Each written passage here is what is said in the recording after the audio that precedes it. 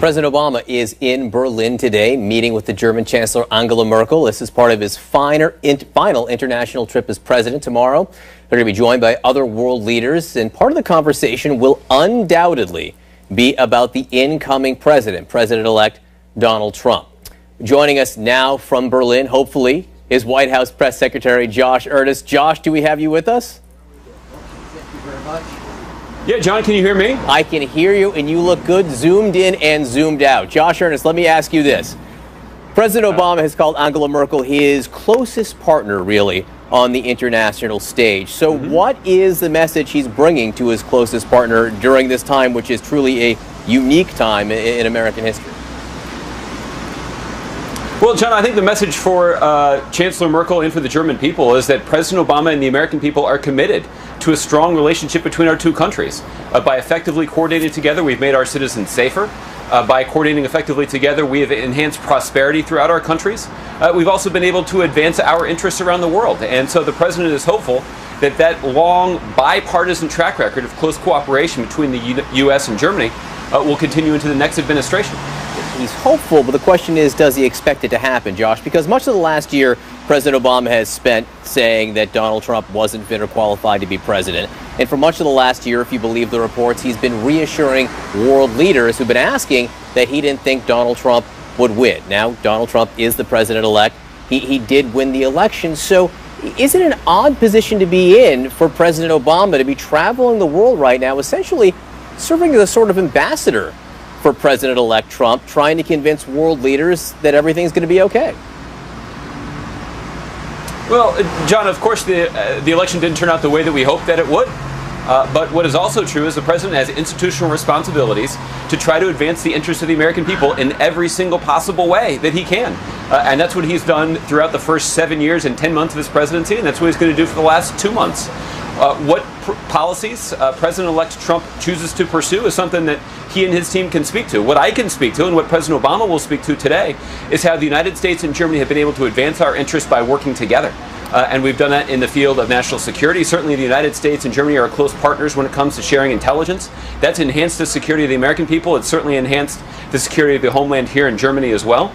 We've been able to advance our interests by working together economically. There are strong ties between businesses in Germany and businesses in the United States, and that has expanded prosperity for both our countries and workers in both our countries. So those are just two examples of how the United States and Germany have been able to work effectively together under President Obama's leadership and based on the relationship that he has built with Chancellor Merkel. Hopefully President Trump, when he takes office, will take it from here, but that'll be up to him. He will certainly have a high standard to live up to, but the American people have entrusted him with the responsibility of preserving and advancing that relationship for the next 4 years. You've been on this foreign trip for a few days. Can you speak to what concerns or questions you have heard from Greece first and now Germany about the incoming president? Well, listen, John, based on the rhetoric of the campaign trail, there continue to be a lot of questions about what kinds of policies President-elect Trump will pursue.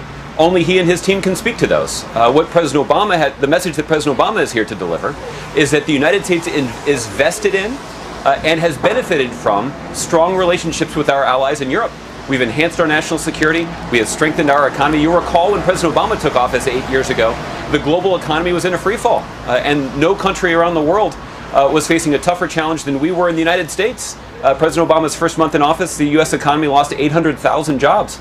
But by working with the international community and making the right investments early on in his domestic policy, we have our economy has recovered. And currently our economy is going through the longest streak of private sector job growth in our nation's history.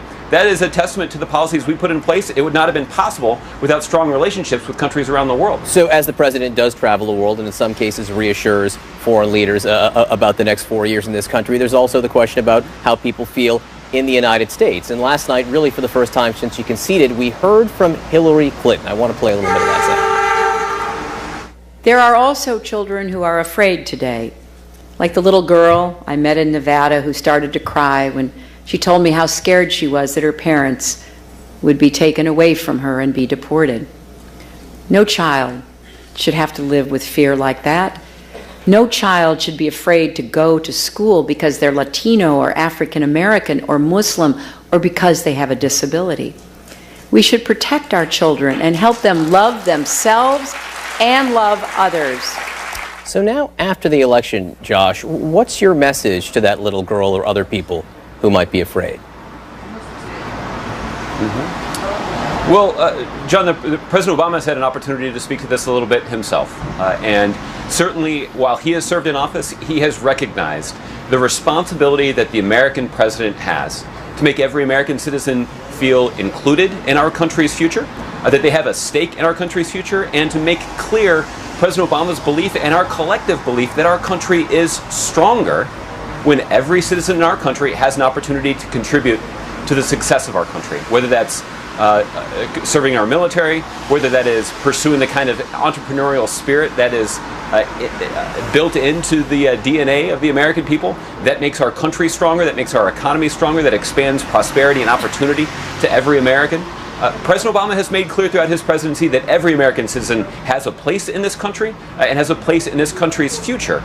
The kind of tone that we have heard from President-elect Trump in his few public appearances since his election seem to hint at a possible change in tone from the kind of rhetoric that we saw so frequently on the campaign trail. But that's something that only President-elect Trump can speak to in terms of how he chooses to govern the country and how he chooses to fulfill the critically important symbolic responsibility of being a president who's interested in in looking out for every single American.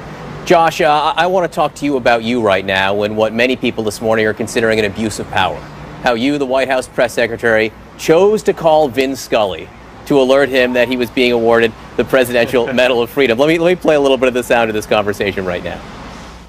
Every year, the president gives out something called the Presidential Medal of Freedom.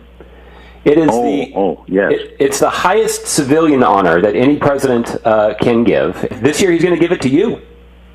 Oh my gosh, no. Yes. So you've had. Are you sure? I'm just an old baseball announcer. All right, I've heard that so many times over the last few hours, and I love it every time. You're a huge baseball fan, Josh, albeit a Royals fan, not a Dodgers fan. But what was that moment like for you?